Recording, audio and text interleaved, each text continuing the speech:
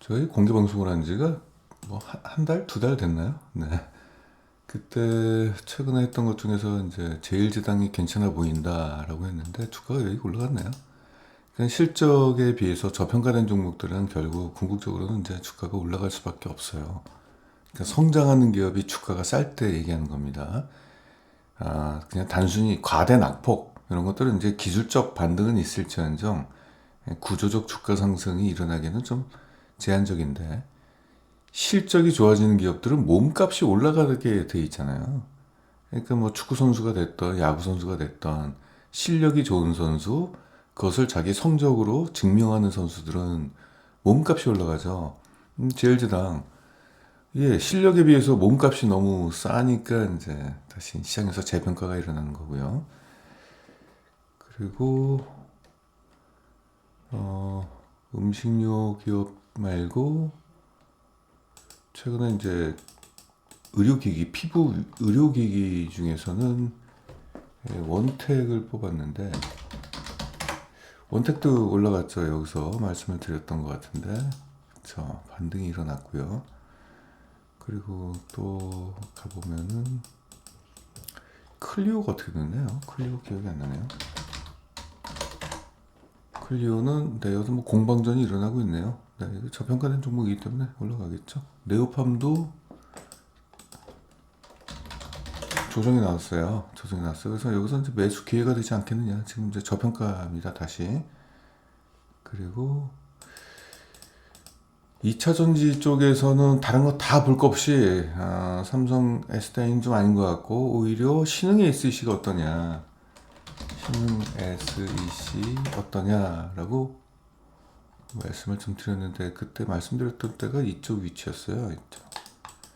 이제 올라갔죠. 그래서 이 종목은 2023년도 적정 주가에는 도달이 좀 됐는데 이건 좀 조정이 나오면은 네, 좀 주가가 좀 이제 조정이 나오면은 조금 네, 좀 냉정하게 까다롭게 좀 하실 필요가 있어요. 주가 떨어지면 매수하시기 바랍니다. 왜냐면은 2025년도 실적이 굉장히 좋을 거예요. 왜냐면은 얘들이 고객사가 얘들이 매출의 7, 80%가 삼성 SDI로부터 나오는데 삼성 SDI가 스텔란티스 세계적인 자동차 회사죠. 걔하고 합작 배터리 공장을 만들어요. 미국에다가 그것이 올해 하반기에 준공이 되고 완공이 되고 내년 초에 아마 가동이 본격화될 거예요. 그 보조금 지급 빨리 받으려고 지금 막 서둘러서 공장을 지금 완공을 하는 건데 신흥도 거기에 조립 공장이 들어선단 말입니다. 그래서 2025년도 실적이 굉장히 좋게 나올 거예요. 지금까지 미국 실적은 안 나왔거든요. 그래서 내년을 위해서 올해 조정을 받게 된다면 적극적으로 매수하는 거 고려해 볼 필요가 좀 있다. 그리고 역대급으로 저평가된 종목이 신세계 현대백화점인데 신세계 좀 올라가더니 좀 또 조정을 받았어요. 근데 여기서 지금 이 개인들을 막 팔고 있는데 지금 기관들이 지금 집중 매수하고 있습니다. 외국인들이 팔고 있는데 기관들이 집중 매수하고 있어요. 현대백화점도 그렇고요. 역대급으로 저평가가 되니 역대급 저평가잖아요. 그러니까 이제 기관들이 뭐 살까 하다가 사는 거죠. 이제 금리가 조금 이제 인하가 되게 된다면은 그동안 뭐 소비 부진 사실상 뭐 실적은 사상 최대 실적이 사상 최대급 실적이 나왔잖아요. 현대도 그렇고 신세계도 그렇고 주가만 빠졌기 때문에 저평가인데 아무튼 여기서 어떤 흐름이 나올지 앞으로 좀 지켜볼 필요가 좀 있겠고 그리고 오늘은 제가 이제 파마 리서치를 좀 갖고 왔어요. 그래서 오늘 다른 종목 한번 비교하시면서 파마 리서치가 그러니까 우리는 그래요. 이제 좋은 종목 사는 게 목적이 아니에요. 제일 좋은 종목을 사야죠. 제일 좋은 종목을. 그러지 않겠습니까? 그래서 결국은 주식이라는 것이 어떤 게 더 좋은지를 보려면 이제 상대적으로 평가를 해야 되는 거겠죠. 그래서 오늘 다시 한번 업계에서 얘기하는 에스테틱, 소재주, 피부 관련된 소재주, 이제 그 부분을 얘기하는데 지금 업계에서 제일 많이 쳐준 건 보톡스를 좀 높게 쳐주고 있는데, 보톡스가 좀 지저분해요. 뭐가 지저분하냐? 우리나라 메디톡스, 대웅제약, 휴젤, 얘들이 모두 지금 소송전에 걸려 있잖아요. 메디톡스의 균주를 가져다가 함부로 특허를 침해했다. 그래서 메디톡스와 대웅제약, 메디톡스와 휴젤, 지금 전쟁을 벌이고 있으면서 굉장히 좀 필요해요. 근데 업계에서는 자꾸 이 종목을 올해 기대 종목이라고 자꾸 추천을 하는데, 과연 그럴까? 스토리야 뭐 다 그래요. 스토리는 다 좋아요. 제가 스토리 가지고는 뭐라고 얘기를 안 하겠습니다만, 문제는 가격. 가격이 과연 우리가 투자할 가치가 있는 종목이냐. 이 부분을 좀 볼게요. 메디톡스 같은 경우는 뭐 전 세계에서 세계 네 번째로 독자적인 원천 기술로 이제 이 뉴로녹스라는 어떤 톡신을 개발했다. 그러니까 보톡스라는 것은 이제 브랜드 이름이고요. 예를 들어서 옛날에 반창고를 우리가 그냥 그 뭐라고 그럴까? 데일밴드라고 불렀잖아요. 그렇죠. 고유명사를. 보톡스 같은 경우는 그거고, 원래 보톨리눔 톡신이라고 부릅니다. 보통 줄여서 톡신이라고 얘기를 하는데, 아무튼 이걸 지금 하고 있습니다. 이게 주력으로 좀 하고 있고, 전 세계 24개 국가에 일단 판매를 지금 하고 있다. 그리고 대웅제약뿐만 아니라 휴젤과도 지금 뭐 균주, 절도, 개조 소송을 지금 하고 있고, 올해 10월 달에 최종 판결이 나올 걸로 좀 보이고 있어요. 대웅제약하고는 그 형사소송은 무혐의 판정이 나왔는데 민사소송을 지금 제기하고 있습니다. 그래서 만약에 메디톡스가 이기면은 대웅제약의 나보타는 내수 판매가 금지가 되고, 미국에다가 판매했을 때는 기술료 한 10% 정도를 지급받게 된다. 이제 이런 부분이 진행이 되고 있습니다. 아무튼 복잡해요.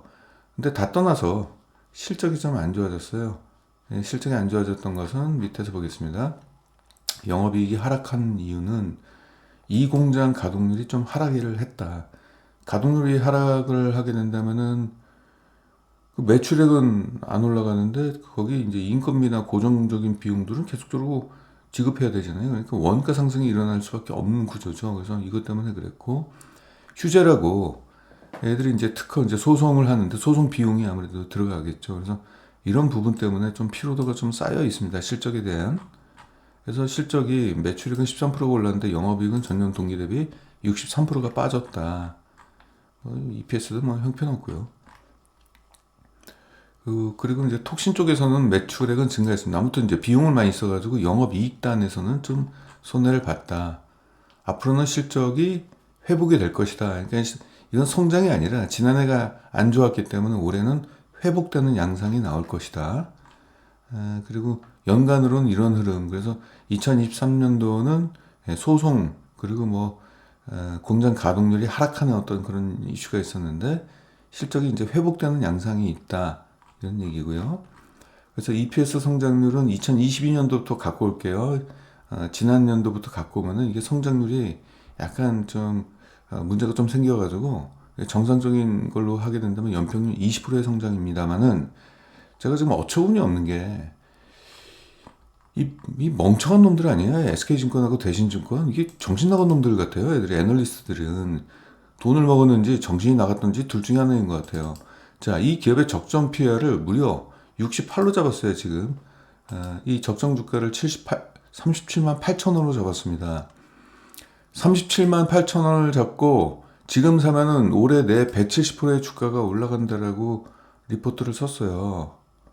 이게 얼마나 어처구니 없냐면은 연평균 성장률이 20%밖에 불과한데 그럼 PR을 16을 줘야 되거든요. 근데 왜 68을 왜 줬냐 이거죠.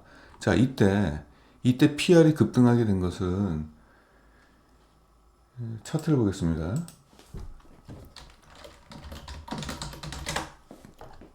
이례적으로 주가가 올라갔어요. 2023년도 주가가 이렇게나 올라갔어요. 근데 이게 실적을 기반으로 한 주가 상승이 아니라 2023년도는 아까도 말씀드렸지만은 생산 가동률 저하에 따른 원가 상승과 소송 비용 때문에 실적이 오히려 안 좋아졌는데 어떤 테마성 이슈 때문에 주가만 올라갔어요. 그러니까 PR이 실적을 기반으로 하지 않고 주가만 올라갔기 때문에 PR이 248까지 올라갔습니다. 근데 거기에다가 맞춰가지고 목표 PR을 이 성장률과는 전혀 무관한 엉뚱하게 이게 거의 6, 70을 줬다는 얘기죠, 이게. 그래서 얘네들 얼굴 좀 보고 싶어요.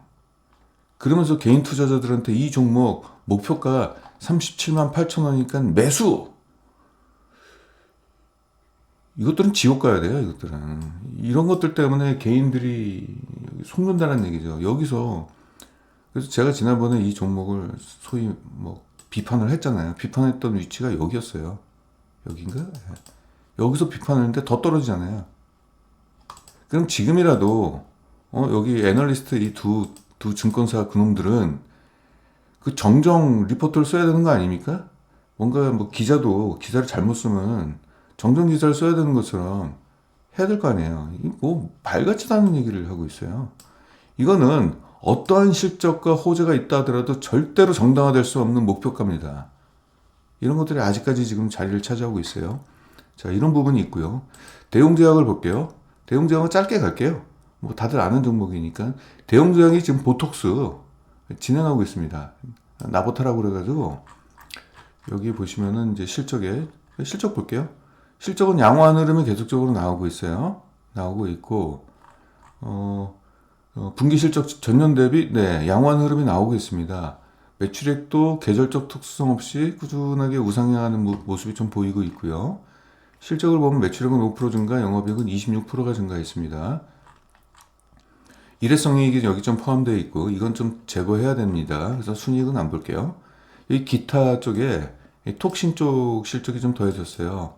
그리고 주력 제품은 이겁니다. 이게 이제 우루사도 있지만 팩스쿨라고 그래가지고 이게 위식도 관련된 역류 질환 치료제인데 이게 HK 이노앤 KKB랑 경쟁 제품이죠. 그리고 유나이티드 제약도 이런 관련된 제품이 있습니다. 그래서 이런 것들의 성장률이 그렇게 가파르게 올라가지는 않을 것 같아요. 워낙 그 막강한 기업 경쟁사들이 두 개의 경쟁사 제품이 있기 때문에 아무튼 얘들이 최근에 뜨는 게 이제 톡신 쪽에서 뭔가 기대를 지금 하고 있는 것 같아요. 그래서 연간 실적은 연평균 5%씩, 영업이익은 11%씩. 고성장 기업은 아니에요. 이건 고성장이 아니죠. 차마 이 종목은 저도 추천을 할 수가 없는 종목입니다. 만약에 주가가 엄청나게 저평가다 그러면 제가 추천을 하겠지만은 일반적으로 이거는 추천 대상이 될 종목은 아니라고 좀 판단이 됩니다. EPS 성장률은 여기서부터 끌고 왔어요. 일부러. 이게 지금 일회성 이익이 잡혀있기 때문에 정확한 이제 진단을 할 수가 없어요. 성장률에 대해서. 그래서 2022년도 거를 갖고 와서 끌어다가 했습니다. 그러면 굉장히 고성장하는 것처럼 보이죠. 허나 과거에는 이렇게 됐지만 2024년도와 2025년도의 성장률이 10%에 불과합니다. 근데 이런 것들이 고민이에요. 이게 성장률을 과거에 안 좋았던 실적을 끌고 와가지고 35로 대입을 할 것인지 앞으로의 이제 성장성인 이걸 줘야 될지 이제 이 부분에 좀 절충안을 찾아야 되겠죠. PR 20 이상은 주기가 어렵습니다. 이러면은 자, 이 기업의 적정 PR은 업계에서 20 정도를 줬네요. 네, 저도 여긴 동의합니다. 동의하고 그러면 뭐 먹을 게 17%밖에 없네요. 대웅제약은. 그래서 이건 지금 시점에서는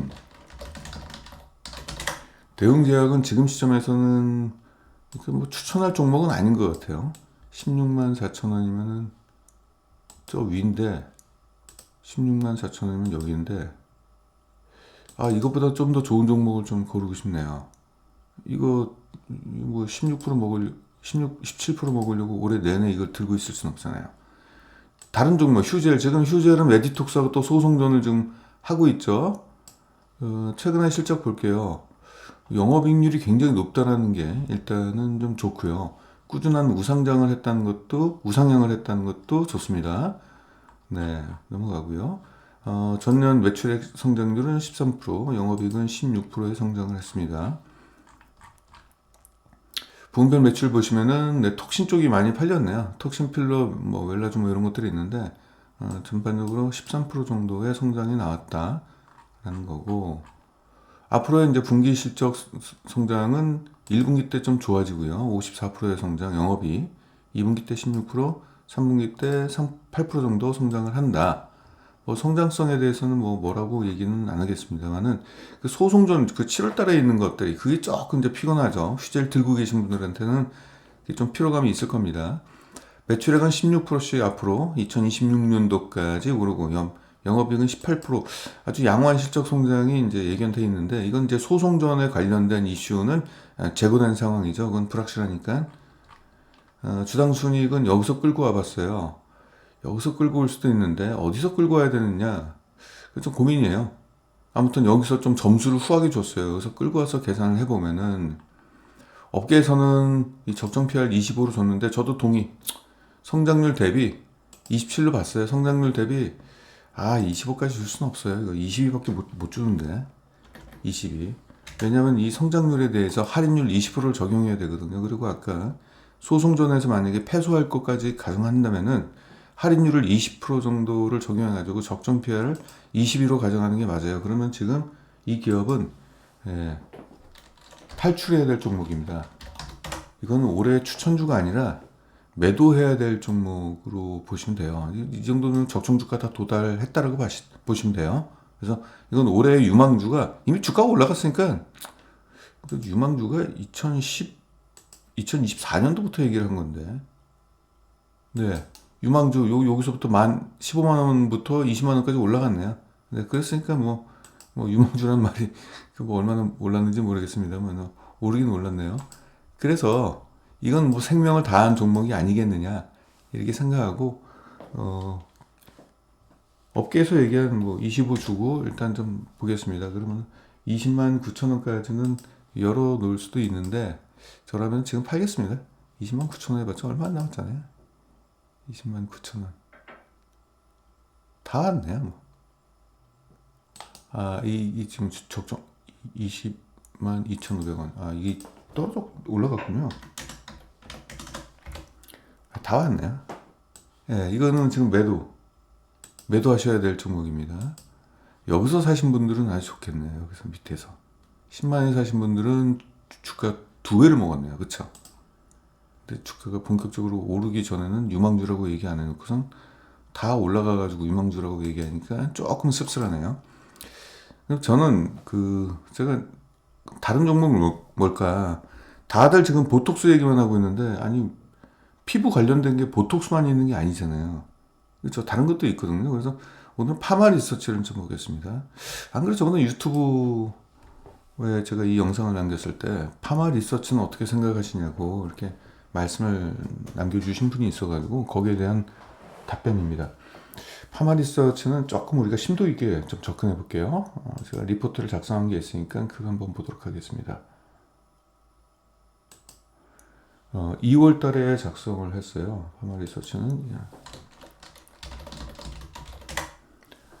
파마 리서치는 최근에 주가가 이렇게 반등이 일어났습니다만은 앞으로 먹을 떡이 얼마나 더 크게 있는지를 보시면은 한 50% 정도는 더 있어요. 그래서 2월 2일이면은 제가 여기서 추천했네요. 여기서 추천을 해가지고 아무튼 이렇게 됐는데 리포트 발행 날짜가 그거라도 자 보겠습니다. 그리고 기업 분석을 할 때 오늘 이 자리를 통해 가지고 차트, 수급, 재료 이런 식으로 투자하시면 돈을 못 법니다. 그래서 어느 정도까지 조사를 해야지 돈을 버는지를 제가 말씀을 좀 드려볼게요. 자, 파마 리서치는 구조적 성장이 기다리고 있어요. 구조적 성장이라는 것은 신제품이 나오는데 소비자들한테 호평을 받는다든가 혹은 신규 대형 거래처가 생겨가지고 물량 공급이 많아졌다든가 아니면 신규 사업에 진출했는데 그 사업이 잘 되고 있다든가 약간 일회성이 아니라 어느 정도의 영속성을 갖고 있는 사업 그리고 그것이 잘 되는 거 이게 중요한 거고 파마 리서치는 제가 볼 때 구조적 성장을 지금부터 시작되고 있다라고 판단이 됩니다. 왜냐하면은 내수 시장에 국한되어 있는 사업을 하다가 본격적으로 수출 지역을 지금 확대를 하고 있거든요. 그러니까 당분간 해외 쪽의 진출이 지속적으로 이루어지면서 실적 성장을 계속적으로 이어나갈 걸로 기대가 좀 됩니다.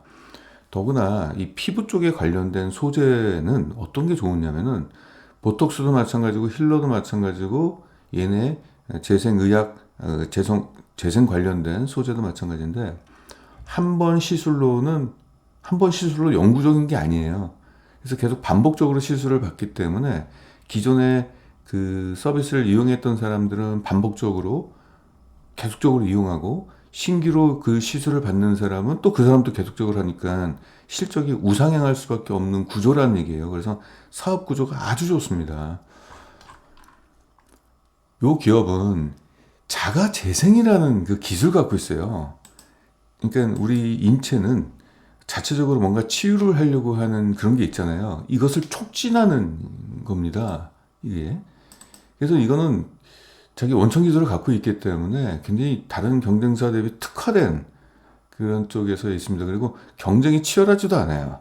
다른 보톡스는 되게 치열하잖아요. 근데 얘들은 파마 리서치는 이쪽에서 브랜드력, 이 리쥬란이라는 게 있어요. 이게 지금 우리나라 피부과 성형외과에 다 깔려 있다고 합니다. 이게 브랜드력이 너무 높아가지고 그래서 뭐 이런 게 있는데 자 이걸 하기 위해서는 기술이 있어요. 이건 뒤에서 말씀드릴게요. PDRN이라는 게 있고 PN이라는 그 기술이 있습니다. 그래서 이걸 가지고 의약품도 만들고 의료기기는 뭐냐면 이제 주사기입니다. 주사기. 주사기 안에 그 원료가 들어가 있기 때문에 그 주사기를 통으로 해가지고 의료기기라고 불러요. 그리고 그것을 피부 재생, 화장품에도 쓰이고 있습니다. 그래서 이런 PN 주사제 쪽 리쥬란은 국내 1위입니다. 리쥬란은 얘들이 이제 고유 명사, 브랜드명이고 PN 주사라고 얘기하는데 혹시 여러분들 들어보셨습니까? 그 태반 주사라고 혹은 DNA 주사라고 이제 그런 것들이 처음에 태반 주사라고 때 저게 뭘까 했는데 그게 이제 리쥬란이었던 거예요. 이게 자 넘어가서 자 구조적 성장이라는 걸 말씀드릴게요. 2024년도에 멕시코 대만 이쪽에 신규 진출을 했고요. 리쥬란으로 가지고 그리고 화장품 쪽은 호주하고 칠레에 신규 진출을 했어요. 그래서 2024년도 실적은 전년 대비 무조건 좋아진다는 말을 함부로 쓰면 안 되는데 제가 생각할 땐 제 스스로가 이 종목은 됐다 이런 생각이 들어요. 왜냐? 국내에서는 압도적인 점유율로 꾸준한 수요가 나오고 있어요. 여기에다가 해외 진출을 해서 그쪽에서도 호평을 받는다면은 실적은 성장할 수밖에 없는 거고요. 그리고 보톡스가 있는데 얘들이 이제 보톡스 이름을 리엔톡스인데 해외에다가는 수출을 먼저 허가를 받았어요. 뭐 수출하는데 허가 받는 건 아니죠. 그 해당 국가에서 뭐 오케이 그러면 하니까 국내에서는 좀 요 부분이 좀 까다롭습니다. 왜냐면 이 보톡스라는 게 이 톡신이라는 게 이 독약이거든요. 그래서 그런 부분 때문에 우리나라에서 이제 승인을 받기가 시간이 좀 다소 좀 오래 걸렸던 모양이에요. 그래서 3분기부터는 올해 국내 출시가 된다. 뭐 딱 보면은 여기 의료기기 주사기죠. 이게 PN 주사제 이게 피부에다 넣고 관절에다가도 넣습니다. 관절에다 넣으면은 무릎 같은 거 연골이 닳아서 좀 아프신 분들한테는 효과적이다 이런 게 있고요. 화장품으로도 쓰이고 의약품으로도 쓰인다 이런 게 있고 화장품 실적이 기가 막히게 좋아지고 있어요.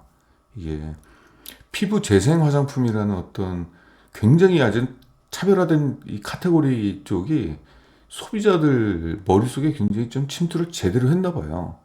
이쪽 실적이 어마무시하게 좋아지고 있습니다. 지금 이런 게 있고 내수와 수출이 있는데 수출 지역이 계속적으로 확대가 되고 올해는 더 확대가 되겠죠. 그렇기 때문에 재만족성 우수합니다. 넘어갈게요. 무차익 경영을 하고 있고요. 유동 비율이 무려 569%가 되네요. 얘들이 현금이 계산해 보니까 1,867억 원을 갖고 있습니다. 현금이. 야, 이걸 뭘 할까요? 앞으로 엄청난 투자를 하겠죠.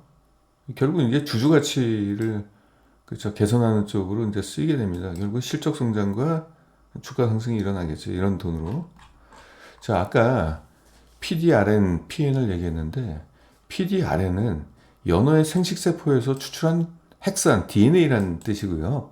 왜 연어에서 추출했느냐? 연어 핵산이 사람 핵산하고 유사성이 97%로 굉장히 높은 편입니다. 그래서 이걸 가지고 이제 우리 피부에다 넣어도 유사하니까 부작용이 좀 덜하다는 얘기입니다. 그럼 여기서 PN은 뭘까요? 이게 지금 이 PDRN을 가지고 이것을 가공을 한 거예요. 가공해가지고 핵산 크기를 좀 더 크게 만든 겁니다. 크게 만드니까 피부에 주입하게 된다면은 어떻게 피부가 좀 통통해지는 효과가 나오죠.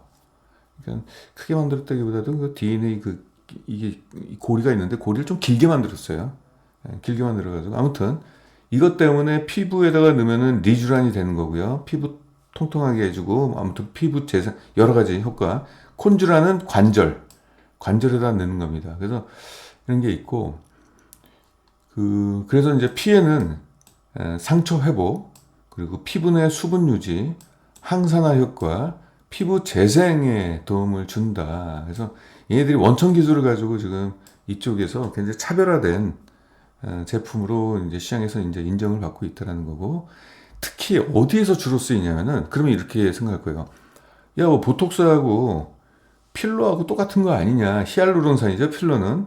보톡스는 독이고, 자, 보톡스는 미세 주름을 잡는 거고, 필러는 약간 두꺼운 주름, 이마에 깊이 패인 주름이라든지 팔자 주름 이쪽이고, 그럼 얘네는 뭐예요? 어떤 게 있냐면 가장 큰 게 그거예요. 그 도자기 피부라고 보통 그러잖아요. 그래서 모공 관리 그리고 피부 표면의 거침을 개선한다. 그래서 사실상 보톡스나 필러하고 경쟁 관계가 아니라 상생 관계야. 그래서 피부과에서 보시면은 그래요. 그 움푹 파인 그 얼굴을 조금 개선시키고 그 필러를 넣는 거죠. 필러를 넣으면 얼굴이 좀 탱탱해져요. 볼살이 처진 볼살이 탱탱해지고 보톡스는 눈가에 잦은 자글자글한 주름을 없애주고요. 이거는요. 피에는 바로 얼굴 표면을 매끄럽게 한다는 얘기죠. 그래서 아직 젊은 여성처럼 얼굴이 보이게끔 이제 그렇다고 하네요. 맞아보고 싶네요. 근데 그런 차이가 있어서 경쟁 관계가 아니라는 얘기입니다. 이게. 그리고 경쟁사들이 별로 없어요. 이런 쪽 측면에서 파마 리서치의 실적이 좋아지는 거죠. 좀 볼까요? 의약품 쪽에서는 뭐 넘어갈게요. 그동안 실적 보세요. 야, 기가 막히지 않습니까? 감상해 보십시오. 영업이익이 빨간 색깔 영업이익이 연평균 60%씩 올라갔어요. 연평균 매년 60%씩 성장을 했다는 얘기고 매출액은 연평균 32%씩 성장했습니다. 영업이익률은 지금 35%고요. 기가 막힌 거 있잖아요. 2차 전지고 뭐고 다 필요 없어요. 이런 종목이죠. 더구나 소비재 쪽이잖아요. 소비재는 아까도 잠깐 얘기했지만 한 번 시술을 받은 사람은 이게 영구적이지가 않잖아요. 한 6개월에서 1년 정도 이후에 다시 또 해야 될 거 아니에요. 그보다 좀 빠를 것 같은데요. 제가 볼 때는. 자주자주 할걸요, 아마. 그래서 한 번 피부가 좋은 것을 효과를 보신 여성분들이 자기가 피부가 약간 거칠어지면 이거 다시 받을 거 아니에요. 이게 영구적이지가 않으니까. 그리고 또 새로운 또 수요가 계속적으로 창출이 되고 그러니까 계속 신규로 이 시술을 받는 환자들이 많아지면서 점점 올라가는 거죠, 이게. 네, 한번 맞들이면 끊을 수가 없을 거예요, 아마. 중독돼가지고.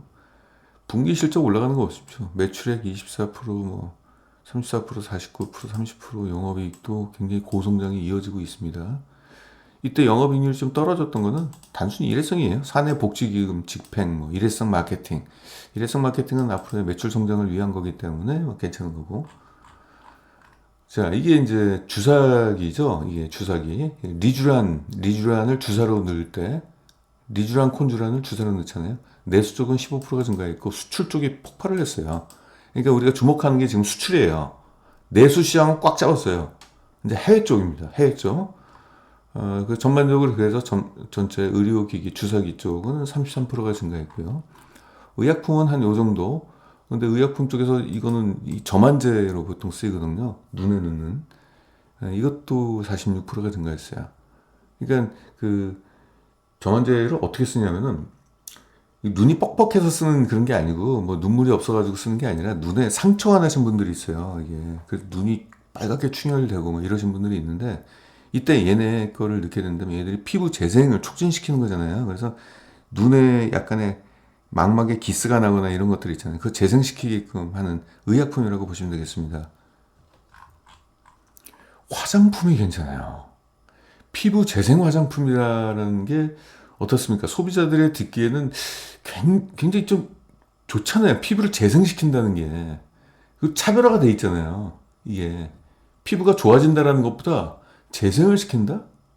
왠지 옛날 피부로 돌아간다라는 느낌이 들잖아요. 내수 쪽에서는 76%의 성장이 있었습니다. 이게 아마도 해외 외국인 관광객들이 국내에 오면서 입소문이 있었나 봐요. 피부 재생에 관련돼 가지고. 그리고 수출도 39%가 증가했고. 그러니까 이제 화장품 쪽에서는 국내 쪽에서는 이제 면세점 쪽에 많이 들어갔고 올리브영 같은데 이런 데 들어가면서 최근에 뭐 외국인들 우리나라 방문하면 올리브영에 가는 거는 필수 관광 코스로 일단 지정이 돼 있는 거나 마찬가지라고 합니다. 의무적으로 다 간대요, 올리브영은. 그리고 또 이제 해외 쪽은 일본 진출 효과, 동남아 공항 면세점의 입점 이런 것들 때문에 전체 화장품은 56%가 증가를 했습니다. 전 이런 게 올해로 그치지 않을 것 같은데요. 올해로. 제가 조사한 것 좀 볼게요. 지금 올해, 지난해죠. 지난해 실적이 좋아진 그 화장품 관련된 기업들 보면은 해외 관광객들이 우리나라에 많이 왔기 때문이라고 일단 분석이 좀 나오고 있는데 제가 최근에 어떤 자료를 분석했어요. 그러면은 앞으로는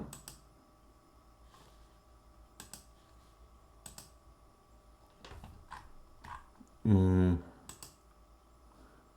자, 이거 참고적으로 볼게요. 제가 지금 해외 관광객 중에서 특히 중국인들만 일단 놓고 봤어요. 중국인들이 우리나라에 얼마나 많이 왔느냐. 이게 2023년도 1월달, 2월달, 3월달, 4월달, 12월달까지 이렇게 왔어요. 근데 단체 관광이 지난해 8월달인가 이때 해제가 됐거든요. 그러면 아직 이때는 단체 관광이 못 왔죠. 여행사들이 준비를 못 하니까. 그렇죠. 여행사들이 그 여행 경로라든지 그리고 어디 쇼핑이라든지 이런 거 다 제휴를 맺고 진행을 해야 될 거 아니에요. 그래서 8월 달에 재개가 됐다 하더라도 이때는 단체 관광이 못 오고 보통 3개월 이후가 돼야지 여행 상품이 나와서 본격적으로 단체 관광이 올 텐데 온 것 같아요, 지금 1월 달. 1월 달, 2월 달에 올라가는 거 보세요. 중국 관광객 수가 우리나라에 방문한 거. 그러면 보통 지금 제가 듣기로는 외국인들은 올리브영을 머릿속에 완전히 각인이 돼 있어요. 옛날 같은 경우는 명동이라든지 이런 쪽에서 개별 단독 샵에 많이 갔다라고 한다면 지금 그냥 올리브영만 가면 돼요. 그리고 또 올리브영에 또 베스트 상품들이 또 이제 차별화되게끔 또 진열이 돼 있잖아요. 그거 다 알고 있나 봐요. 그래서 중국 단체 관광객 수가 이제 오고 또 아무튼 관광객 수가 지금 증가하고 있잖아요, 더. 그래서 그 지난해 같은 경우는 그냥 이연수요. 그동안 못 왔으니까 많이 온 거 아니냐라고 할지 모르겠지만은 아닙니다. 더 많이 오고 있어요. 그리고 과거 2016년, 2017년도 한한령 해제되기 전에 국민의 1인당 국민소득이 8,000달러였는데 지금 12,000달러로 올라갔습니다. 그러니까 소비 여력도 높아요. 지금 뭐 중국 상황이 지금 좀 안 좋다라고 하지만은 일단 1인당 GDP는 올라갔기 때문에 뭐 안 좋은 건 서민들만 안 좋죠. 그 위에 중위층 계층 다 괜찮아요. 그래서 아무튼 이런 걸 고려했을 때 그 파마 리서치의 그 실적은 뭐 좀 계속적으로 좋아지지 않겠느냐. 화장품 쪽에서는. 그래서 내수 쪽의 실적은 더 좋아질 것 같고 수출 역시도 지금 그 해외 로컬 그쪽 지역을 계속적으로 확대를 하고 있다라고 하니 이쪽도 괜찮을 것 같아요.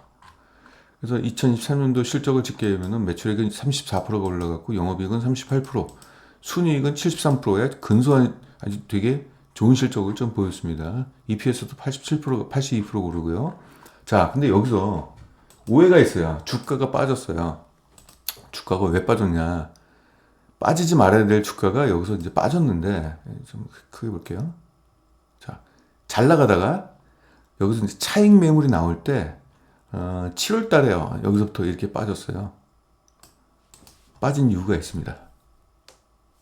악재면 악재인데, 근데 지금 상황에 보니까 뭐야 이거 별거 아니네. 이제 이렇게 된 거예요. 그 악재가 뭐였냐? 아까 얘들이 리쥬란을 꽉 잡고 있었거든요. 리쥬란. 근데 갑자기 원래는 리제반, 리즈네 그래가지고 리쥬란의 유사 브랜드가 막 나타난 거예요. 그러니까 시장에선 꿈쩍도 안 했어요. 그런데 갑자기 LG화학도 좀 화장품 관련된 뭐 바이오 의약품 만들고 이런 것들이 있는데 그쪽에서 피부 재생 관련된 제품을 출시를 한다. 그게 뭐냐? 비타란이에요. 그래서 야, 다른 데는 몰라도 LG화학이 출시가 되면 이거는 얘기 달라지는 거 아니야? 그래서 리쥬란의 점유율이 확 떨어지는 거 아니야? 이것 때문에 주가가 떨어졌어요. 그래서 제가 네이버 검색을 봤습니다. 뭐야, 리쥬란은 여기서 떨어지지 않고 오히려 우상향하고 있고, 비타라는 뭐 보세요. 유사 제품하고 동일한 검색어입니다. 시장에서 관심도 없다는 얘기예요. 인정 못 받고 있어요. 그도 그럴 것이, 처음에 리쥬란이 나왔을 때 피부재생 주사입니다. 리쥬란이 나왔을 때 피부과 의사가 환자들한테 이걸 권한 거예요. 맞아보니까 효과가 있거든. 그래서 입소문이 났어요. 파마 리서치는 리쥬란을 외부 TV 광고가 됐던 어디에다가 광고한 적이 없어요. 이거는 순수히 써본 사람들의 입소문에 의해서 유명해진 거거든요. 이건 못 이깁니다. 만약에 TV 광고로 유명해졌다. 그럼 비타란이 나와서 TV 광고 똑같이 해버리면 점유율을 양분화할 수밖에 없는데, 소비자의 경험에 체험에 의한 입소문이에요. 이건 못 이겨요. 삼성전자가 비타란을 만들었다 하더라도 못 이길 거예요. 비타란은 유사 제품이라고 인정을 받는 거예요. LG화학이 만들었던 뭐가 만들었던.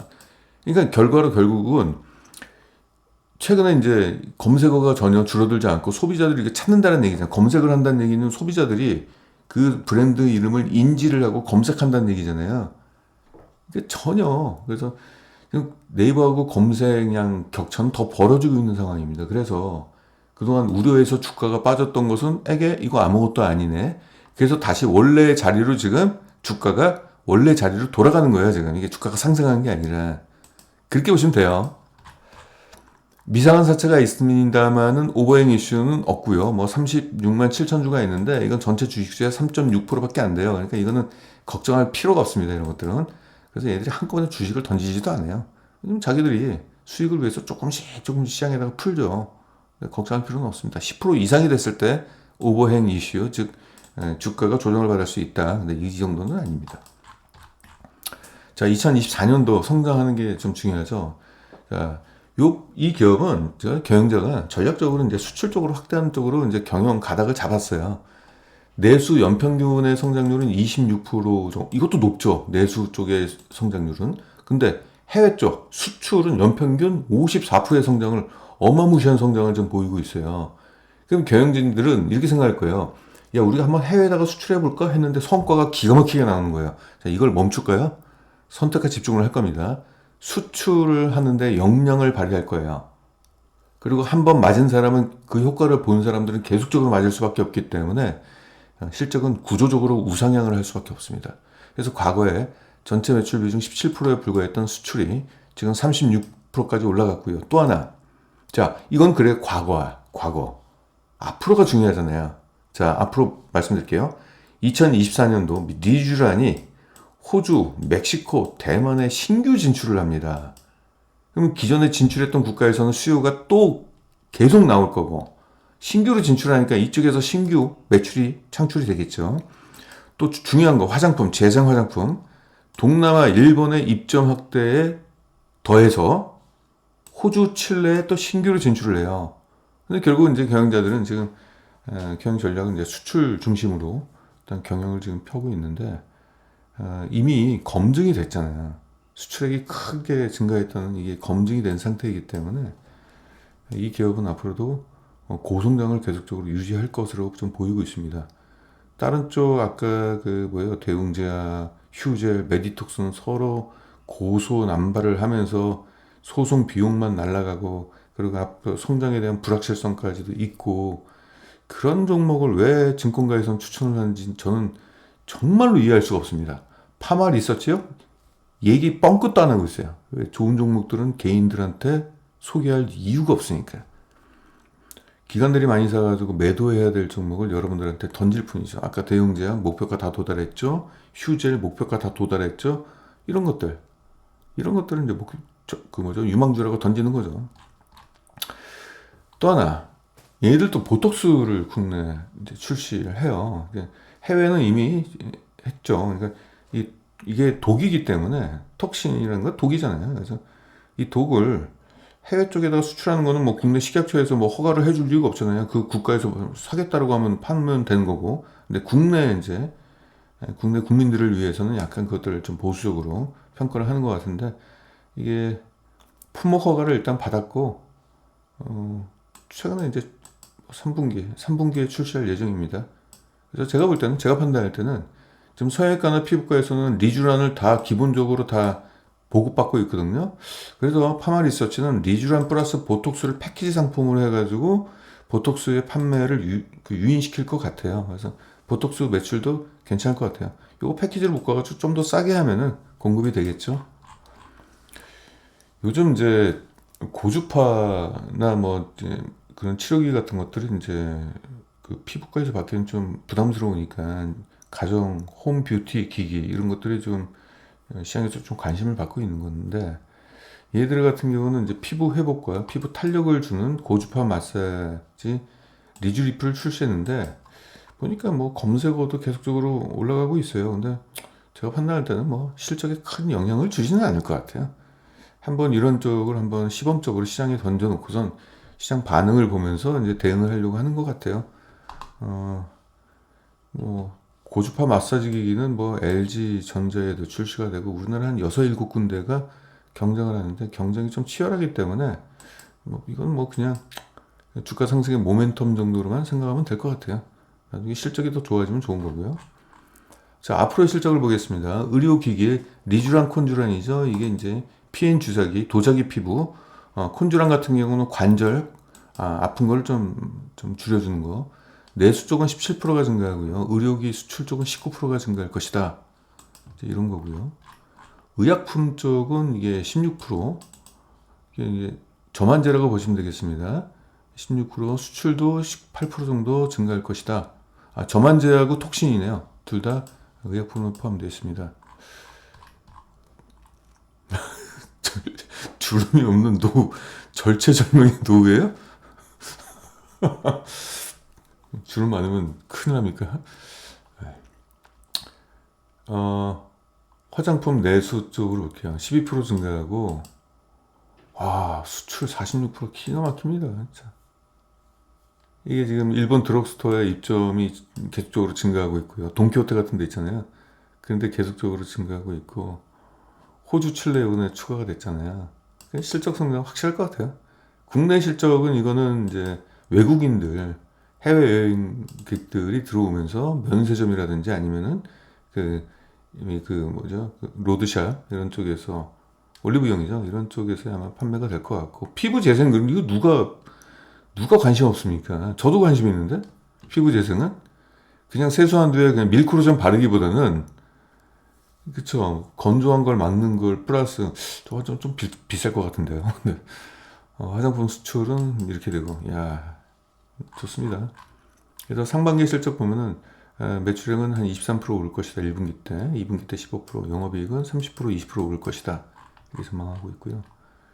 연간 실적은 연평균 19%씩의 매출 성장과 영업이익은 무려 24%의 성장, 이렇게 전망이 되고, EPS는 연평균 26%가 증가된다, 이렇게 전망하고 있는데, 엑셀로 좀 보겠습니다. 정확하게 최근에 이제 주가가 조금 올라가가지고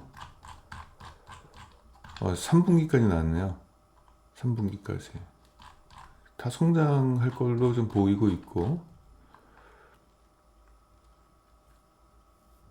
그동안 한눈으로 볼게요. 의약품은 지난해 실적입니다. 전년 대비 20%가 증가했고, 의료 주사기기, 그쵸, 이게 이제 리쥬란이죠.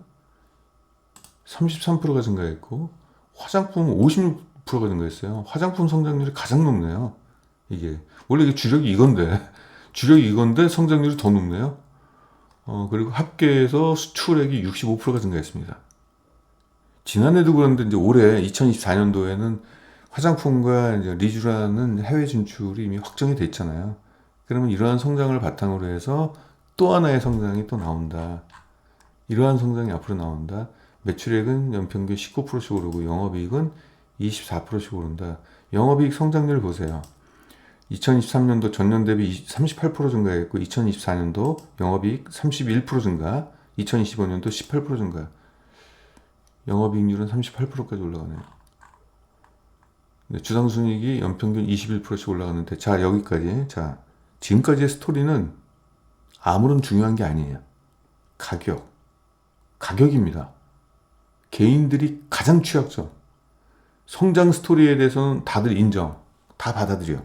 근데 이 종목이 만약에 비싸면요, 아무짝에도 쓸모없는 거예요. 가격이 중요해요. 자, 가격을 볼게요. 요 기업의 업계에서의 적정 주가를 17만 원으로 보고 있습니다. 그럼 27만 원이 가격이 합당한 가격이냐? PR로 환산하면 18.6이에요. 성장률 21%의 연평균 성장률에 그거보다 더 낮은, 이거보다 높으면 안 돼요. PR이 더 낮죠. 낮으니까 거의 한 20%, 17%? 이 정도로 좀 낮은 가격이에요. 그리고 과거 PR의 흐름을 봤을 때 18.6이라는 게 항상 넘었죠. 매년 18은 다 넘었어요. 23, 21, 24 매년 넘었어요. 그래서 18.6이라는 적정 PR은 적당하다고 보고 있습니다. 그랬을 때 지금 사게 된다면 지금 가격이 11만 3천 원이죠. 11만 3천 원. 지금 사면은 올해 안에 주가가 52%까지 상승할 수 있다. 보겠습니다. 17만 원. 17만 원이면 전년 대비 성장을 하니까 한 이 정도. 이거는 지난해 실적에 대한 적정 주가 목표가 도달. 이거는 올해 실적에 대한 적정 주가. 이걸로 가겠죠. 결국 이제 시간이 허용을 하겠죠. 근데 그래서 최근에 나온 그 피부 관련된 소재 기업들 중에서는 파마 리서치가 탑픽 중에 하나다. 또 다른 탑픽이 있습니다. 그 부분은 제가 다음 시간에 좀 말씀을 드리고, 오늘 제가 이제 회원 방송이 있는데 회원 방송에서 소개시켜드릴 추천드릴 종목을 하나 말씀 좀 드려볼게요.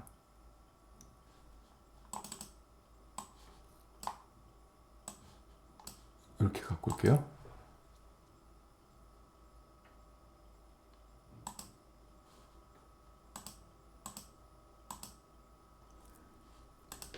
아이고, 9시.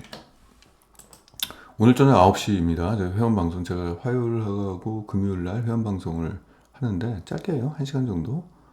이때 이제 방송하고 녹화하니까 관심 있으신 분들은 한번 오셔서 보시기 바랍니다. 2024년도에 역대급 성장률이 나오는 종목입니다. 볼게요. 이 기업은 지금 돈 벌려고 지금 엄청난 투자를 해왔어요. 2021년도에 해외 법인 2곳을 인수했습니다. 작은 회사가 아니라 큰 회사 2곳을 인수했고요. 참고적으로 이 기업은 세계 글로벌 1위 기업입니다. 그 기업이 우리나라에 있습니다. 그리고 2023년도 정말 중요한 기업이에요. 유럽의 회사를 인수했는데 글로벌 3위 기업입니다. 이 기업을 인수를 하면서 신규 사업에 진출할 수 있어요.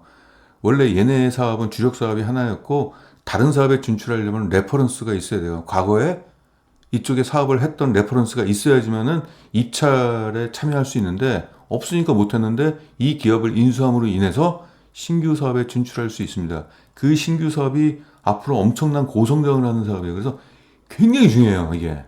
그래서 유형자산 올라가는 거 보세요. 유형자산, 자, 제조업의 유형자산은 왜 이게 유형자산이 증가하면 어떤 의미가 있냐?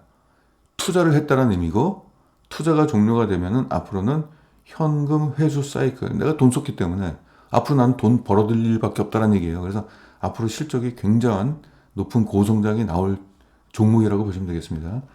그러면 시장 환경을 볼게요. 미국 시장이 굉장히 큰데 미국에서의 이런 연평균 20%의 산업입니다. 해당 산업의 연평균 20%씩 올라간다는 얘기고요. 유럽은 연평균 17%씩 올라갑니다. 그러니까 굉장히 고성장 산업에 지금 놓여 있고 그 안에서 글로벌 1위고, 또 유럽 법인을 인수하면서 이쪽에 더 성장에 자기가 참여하지 못한 여러 분야가 있는데 그 분야에 또 이제 성장을 할 수 있는 구조가 된다. 지난해 2022년도는 그 전년도 설비가 있는데 설비가 좀 약간 트러블이 있었어요. 근데 모두 개선됐습니다. 그래서 실적이 다시 회복이 됐고요. 그래서 매출액은 11% 증가했고 영업이익은 148%. 이거 실적 성장 대비 회복이죠. 당기순이익은 흑자 전환을 기록한 기업입니다. 자, 앞으로가 중요하죠. 앞으로 주력 고객사가 있어요. 세계 1위 고객사입니다. 세계 1위 이제 전방 고객사가 있는데 전방 고객사가 여러 국가로부터 얘네들 에너지 관련된 기업이기 때문에 에너지는 이제 국가 단위에서 움직이잖아요. 국가로부터 발주를 받은 게 사상 최대 수주를 받았어요. 이게. 그래서 전년 대비 64%의 신규 수주가 이렇게 증가했다는 얘기죠. 근데 얘네가 이렇게 증가하면은 제가 지금 소개하는 이 종목의 수혜가 나올 수밖에 없어요. 글로벌 1위 기업이고 얘네들하고는 거의 파트너십이 강력합니다. 또 하나, 해외가 이렇게 성장하면은 자기들이 이 성장에 대응하기 위해서 생산 능력을 높여야 될 거 아니에요. 그래서 아시아 법인 쪽에서는 지금 현재 캐파가 4,500억인데 7,000억으로 늘리고 유럽 법인은 4,000억인데 5,000억, 미국은 8,000억인데 2조 원까지 생산 능력을 높입니다. 왜 그러냐면 지금 글로벌 시장에서는 지금 공급 부족에 지금 빠져 있어요. 이 분야에 대해서. 그래서 생산 시설 확대를 하는 기업이 절대적으로 유리합니다. 그래서 얘들이 지금 생산 능력을 엄청나게 늘려가지고 시장 수요가 증가하는 것에 뭐 대응하겠다. 지금 이런 거고요. 끝난 거예요. 게임 끝났어요, 이거. 수주 잔고 보세요. 수주 잔고가 기존에 있는 수주 잔고인데, 기존에 있는 수주 잔고도 2023년도에 갑자기 큰 폭으로 올랐어요. 한 50%가량 올랐는데, 아까 유럽 회사를 인수했다고 그랬죠? 유럽 회사가 갖고 있는 수주 잔고가 어마무시하게 커요. 이게. 그래서 전체적으로 1조 5천억 정도의 수주 잔고를 갖고 있다는 얘기입니다, 이게. 자, 2023년도에 이 수주는 언제 실적으로 반영이 될까요? 언제긴 언제입니까? 올해죠. 올해 실적 그래서 폭발한다는 얘기예요. 2024년도 실적이 폭발해요. 자, 제공품 볼게요. 제공품 같은 경우는 현재 제작 중이고 고객사에 주문이 들어왔는데 현재 제작하고 있는데 아직 미완성이죠. 제공품이 다 완료돼서 제품화가 되면 어떻게 해요? 실적으로 연결되죠. 당장 2024년도 상반기 실적은 역대 최대가 될 겁니다. 이걸로. 그래서 앞으로 이제 분기 실적은 자, 매출액 볼게요. 전년 대비 67% 증가. 지난해 매출액이 사상 최대였는데 67% 증가, 2분기 때 59% 증가, 3분기 때 82% 증가. 실적이 터지는 거죠, 이거. 실적이 폭발하는 겁니다. 왜냐? 아까 유럽 법인 인수했잖아요. 유럽 법인이 갖고 있는 수주가 어마무시하게 크니까 하나로 1조가 넘습니다. 이러니까 실적이 폭발할 수밖에 없는 거죠. 그리고 앞으로 연평균 매출액이 40%씩 올라가고요. 영업이익은 55%씩 매년 여기서부터 이렇게 올라갑니다. 과거하고 실적 높이가 다르죠. 완전 레벨이 달라졌죠. 특히 2024년도 볼까요? 2024년도 여기서부터 여기 매출액이 79%가 증가하고 영업이익은 96%가 증가합니다. 2024년도. 이걸 가지고 폭발적 성장이라고 보통 얘기하는 거죠. 순이익을 볼게요. 여기서 이제 실적 회복이 되는 거고 실적 회복 플러스 성장이죠. 그 다음에 2025년도 73%. 그래서 지금 이 기업의 적정 주가를 따질 때 올해는 44%지만은 저는 이 기업은 내년까지 들고 가자. 148%. 이거 먹자. 괜찮잖아요. 이 종목은 파마 리서치가 아니고요. 오늘 저희 회원방송에서 소개시켜드릴 종목입니다. 그러니까 제가 뭐 이런 식으로 네, 종목을 발굴한다. 이겁니다. 이상입니다.